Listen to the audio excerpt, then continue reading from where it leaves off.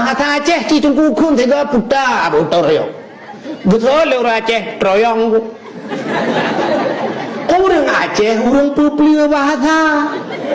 Cimengan dia pepelia bahasa dia. Orang pun kepegat dunia li Allah ahad bahasa Arab. Ahad yang bahasa Arab wahid. Wahid itu wahid kena wahid ahad, maka urang pun jiat dunia gebuhnan ahad. Tetlah orang Aceh gepepli aluhad.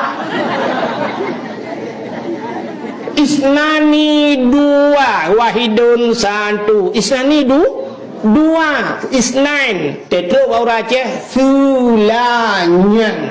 Nyamban muplia bahasa. Nan gampung muplia dia. Ngejak ke dia lewat ukur lewat geluk semaweng na gampung kerukuh. Sebenarnya kan kerukuh tu kurung gekuh. Ya, karena waktu camang piem kena camang pitiarun ikuh kurungnya dengan kapai lego. Karena untuk ibu camang kapai ya cok minyak gekuh. Ya, tetlo bau Aceh kan kurung gekuh. Mutulih jit kurung gekuh mutulih. Kita baca hon jak kerukuh. Dempu dia, terobak Nabi dah pupli dia. Han kata Nabi yang tinggal kena cerita Nabi yang tinggal di laut sampai orangnya mataudip. Yang teh urang gada-gada hibrah merempak dengan Nabinya kena Nabi pun Nabi Khaidir. Ya kan? Nah Khaidir. Tapi tetro bau Aceh kan Khaidir, Nabi Khaile. Aceh tu ku sedap Nabi Khaile nah. Ana